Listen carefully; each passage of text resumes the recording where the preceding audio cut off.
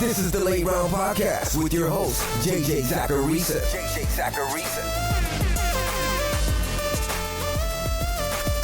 What's up, everyone? It's JJ Zacharisa, the editor-in-chief at FanDuel and at numberfire.com, and this is episode 285 of the Late Round Podcast, one of the many shows that are part of the FanDuel Podcast Network. Thanks for tuning in. The best part about Sunday wasn't Mike Evans' big performance after being a buy low candidate on this show the last 2 weeks. It wasn't that. It was that I taught my 14-month-old daughter, who's just now starting to say words, I taught her how to say the word touchdown. And I have proof. Listen to this. I swear she said touchdown there. Before getting into this week's 15 transactions where I talk about who to buy, sell, add, and drop in fantasy football, I wanted to send another reminder about FanDuel's World Fantasy Football Championship. From now through December 1st, you can enter a ton of different qualifiers at different prize points to earn your seat at the $2.5 million live final in Puerto Rico or the $3.5 million online championship. For more info on the WFFC, go to fanduel.com/WFFC or download the app today. Eligibility restrictions apply. Sell Derrick Henry. So in week 1, the Titans beat the Browns pretty convincingly. Then in week 2, Tennessee played a close game against Indianapolis. And then on Thursday, they got beat down by Gardner Minshew and the Jags. The reason I'm bringing this up is because even though Derrick Henry's end-of-game production looked fine in those games, the peripheral numbers shifted just enough for me to be worried. Because in week 1, Henry had a snap share of 59%. In week 2, in a closer game, that fell to 50%. And then in week 3, Dion Lewis outsnapped Derrick Henry in a game where the Titans were trailing. This is always the worry with someone like Derrick Henry. He's a very good early down runner and he has touchdown upside. But his lack of receiving ability means he's going to be game scripted out of games. And by lack of receiving ability, I also mean how the coaches view him. Coaches have been using him this way throughout his 3-year career. So this is a little bit scary. There's a chance in any given game that Derrick Henry doesn't lead his own backfield in snaps. And it's not as though Tennessee's this really, really good team either. It's not like they're the Patriots where they're locked into a positive game script week in and week out. But the real problem here is the touchdown upside that I talked about. Last year, he had 12 touchdowns. But last year, he rushed for 1,059 yards. We know that yards correlate strongly to touchdowns scored. The more yards a player has, the more likely it is for that player to score. From 2014 through 2018, running backs scored a rushing touchdown for every 144.9 rushing yards. Last season, Henry scored on every 88.3 rushing yards. Now, he got better opportunities than other running backs did. But even according to ESPN analyst Mike Clay's opportunity-adjusted touchdown metric, or OTD, Henry outperformed his touchdown tally last year by about 3. That was one of the higher marks in the league. Now, this season, Henry's got a rushing score for every 70 yards rushing. And he has a receiving touchdown too. Regression is going to hit in the touchdown column for Derrick Henry eventually. And those are 2 really big red flags. He could be game scripted out of games, and he has touchdown regression coming. So I think that right now, given how this Tennessee Titans offense looks, and given the fact that Henry has already outperformed a bit in the touchdown column, this is the time to sell. Add Wayne Gallman. So the biggest injury in week 3 was obviously Saquon Barkley. He's dealing with a high ankle sprain. Wayne Gallman came in and he replaced Barkley and the Giants when he ran the ball 5 times while seeing 1 target. That usage doesn't sound that great, but Gallman was the only other New York running back to see touches in that game. And he played over 63% of the team's snaps. So he's the top waiver priority this week, and that's especially true if the Giants play things conservatively with this Saquon Barkley injury. Buy Davante Adams. So through 3 games, Davante Adams has fewer fantasy points than Deshaun Jackson. Deshaun Jackson has basically just played 1 game, you guys. But I do think that there's some reason for it. Week 1 saw the Packers go up against the Bears, week 2 was the Vikings, and this past week was Denver. So he's faced really good cornerbacks, including this last week against Chris Harris. The good news is that Adams has still seen 23.6% of Green Bay's targets, and he has almost 31% of the team's receiving yards. It's not like he's been completely ineffective. He just hasn't found the end zone. But that happens in tough matchups. And those tough matchups are mostly out of the way. At least in back-to-back-to-back games the way that he saw it to start the season. If you guys recall, this is why I was selling Aaron Rodgers to start the year. But I do think that things are going to turn around this Thursday against Philadelphia, a team that's allowed 3 top 10 and 4 top 15 performances to wide receivers across the first 3 games of the season.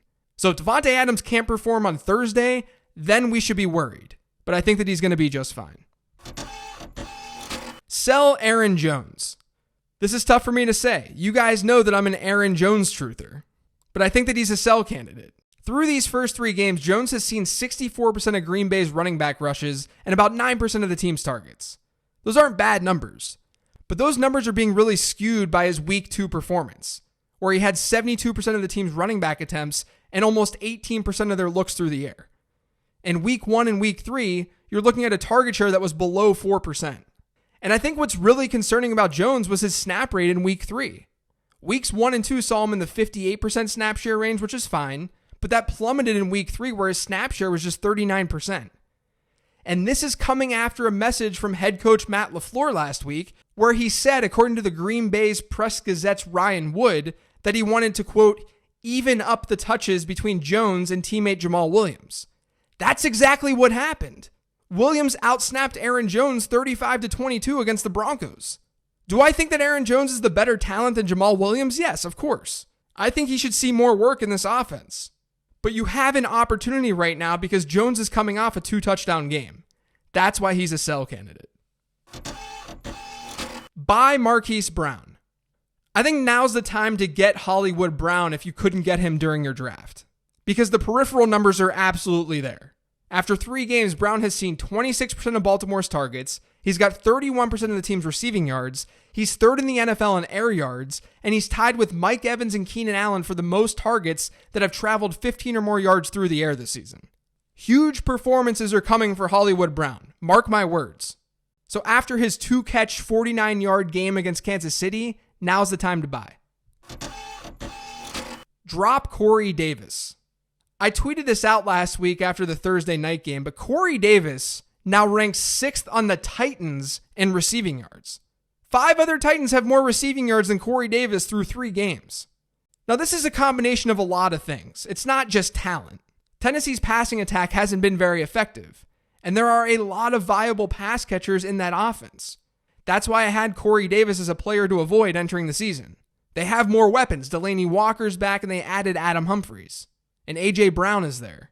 So that's led to just a 13.8% target share for Corey Davis. That's significantly lower than what he saw last year. And that's in an offense that's projected to have one of the lowest pass-to-run ratios in football this year.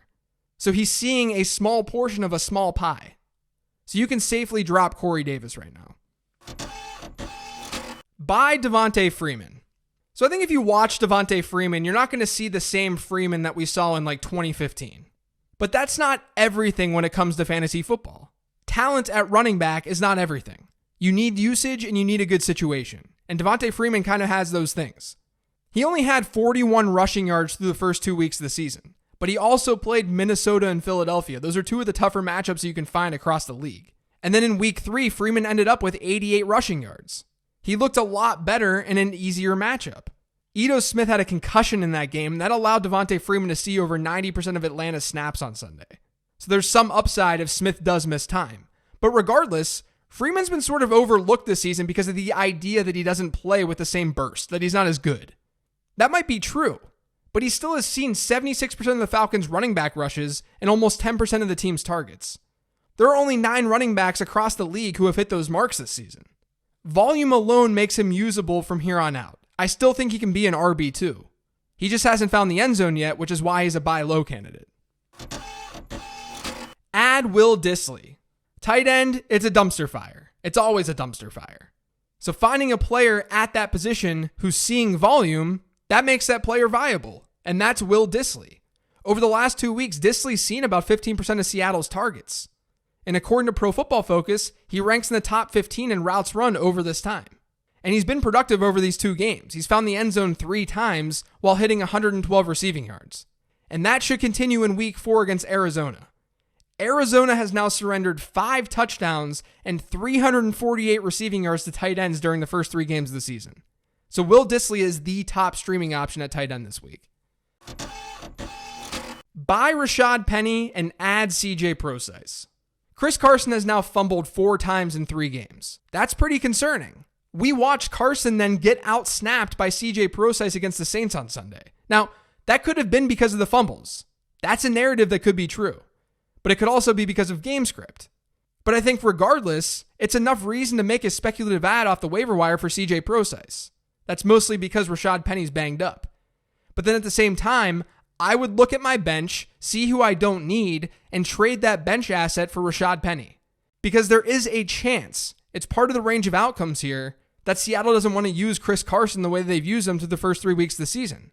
That Rashad Penny ends up stealing more work because of these fumbling issues. I'm not saying it's likely, but it's in the range of outcomes. So I think trading Rashad Penny for someone that you don't even need on your roster is not a bad idea. Sell Adam Thielen. The only Minnesota Vikings player that I want right now is Dalvin Cook. I talked about it entering the year, but this is a run-first offense. They want to run the football, and it's hurting Adam Thielen and Stephon Diggs. Now, despite the fact that Thielen has about a 7% bump in target share versus Diggs, the difference between the two wide receivers has been that Thielen's found the end zone. He scored in week 1, and then he scored twice in week 3. One of those being a fluky rushing touchdown. But that's 2 touchdowns on just 173 yards receiving. Over the last 5 years, we saw an average wideout score on every 164 receiving yards. And then you add in that fluky rushing touchdown, and it's clear that Adam Thielen's probably going to regress in the touchdown column. It's just tough to be into these Vikings wide receivers right now. But not only that, but they get Chicago, they get the Giants, and they get Washington in 3 of their next 5 games. That could lead to positive game scripts and more rushing. Add Darrell Williams. Damian Williams didn't play on Sunday because of a knee injury. LaShawn McCoy did, but then he re-injured his ankle. And those 2 injuries led to Darrell Williams leading that backfield in snaps. He saw more snaps than any other Kansas City running back on Sunday. We're only 3 games into the season, and the 2 running backs that are ahead of Williams right now are banged up. And he's a part of the objectively best offense in football. So even if Williams doesn't get any run because both Damian Williams and LaShawn McCoy are back, he's still worth an add this week off the waiver wire because they're already banged up. Buy or hold Nick Chubb. So over the first 2 weeks of the season, Nick Chubb failed to reach a 70% snap share in that Cleveland Browns offense. So he sort of had a capped target share in that offense because they were throwing other running backs in there and passing downs at times. He even had a goal line rush stolen from him in week 1 by Dontrell Hilliard. Week 3 was totally different. Sunday night's game was completely different because Chubb managed all of the work in the Browns' backfield. He ended the game with 23 carries and 7 targets. He's now seen 92% of Cleveland's running back attempts this season and over 14% of the team's targets. Those numbers have only been hit by Christian McCaffrey and Leonard Fournette. So there's a buying opportunity here given the fact that he's found the end zone just once. He's yet to really have that true breakout game. But the reason why he's not just a straight up buy is because of Kareem Hunt. And I'm going to let you guys decide here because you know as much about this situation as I do. If you're concerned about Kareem Hunt, then Nick Chubb is just a hold. You don't necessarily want to be aggressive in getting him. But if you don't see Hunt taking a big workload, then Chubb is an absolute buy. And you can use the reasoning of Kareem Hunt coming back to buy Nick Chubb. I don't know. I know I'm supposed to have a strong opinion on these things, but I don't have a strong opinion on how they're going to use Kareem Hunt. I will say I don't think that he doesn't get used, and I think that he might steal some of Nick Chubb's receiving work, sort of what we saw in weeks 1 and 2. But given what Nick Chubb could do until that point in time, I think right now is a decent time to buy him. Add Dawson Knox. So like I said earlier, tight end's a dumpster fire. If you can find a tight end who's seeing volume or will see volume, he's worthwhile off the waiver wire. And that's what we might have in Dawson Knox. He actually ranks in the top 20 so far this season in routes run according to Pro Football Focus, and with Tyler Kroft banged up, that type of usage could continue. Knox now has at least 12% of Buffalo's targets in each of the last 2 games, and the Bills get New England in week 4, where the team might be forced to throw more than usual. So I don't think that Knox is a bad streaming option, though I do like Disley more. Add Daniel Jones. All of you saw what Daniel Jones did against Tampa Bay on Sunday. And the beautiful part about that performance was what he did with his legs. That's what we love to see in fantasy football. He did a great job through the air, but on the ground, he scored a couple of times. That really put his fantasy total over the edge. So he's got to be the top quarterback streamer in week 4 against Washington. The Giants are 3-point favorites in that game. They're at home, and it's a lower scoring slate, and FanDuel Sportsbook has the contest at a decently high 46.5 point over-under. And without Saquon Barkley, New York's going to have to rely more on Daniel Jones. That could translate to more fantasy points. Add the Pittsburgh Steelers defense. So like I say every week, the criteria for finding a worthwhile defense off the waiver wire is that they should be playing at home, they should be favorites, and they should be playing against an iffy quarterback who either turns the ball over or takes a lot of sacks. That's what the Steelers have. They're playing at Heinz Field on Monday night. FanDuel Sportsbook has them as 4.5-point favorites, and Andy Dalton has been sacked the 6th most times in football through these first 3 weeks. So get the Steelers defense. The 16th transaction that you can't get in the 15 transactions column over on numberfire.com this week is to add Deontay Johnson. It's really hard to get excited about the Steelers offense now that Ben Roethlisberger is out for the year, but the rookie Johnson played the 3rd most snaps for Pittsburgh on Sunday at wide receiver with Dante Moncrief scratched, and he hit a 23% target share. He had just 1 fewer target than Juju Smith-Schuster, and now Vance McDonald's banged up, which frees up more targets in that offense. Now, I don't expect Deontay Johnson to be some difference maker right now, but in deeper formats, I do think that he's worth adding. That's going to do it for today's show. Thanks to all of you for listening. If you've yet to subscribe to the Late Round Podcast, make sure you are by searching for it pretty much anywhere podcasts can be found. And as always, make sure you're following me on Twitter @LateRoundQB. Thanks, everyone. I'll talk to you tomorrow with a 10 Trends episode.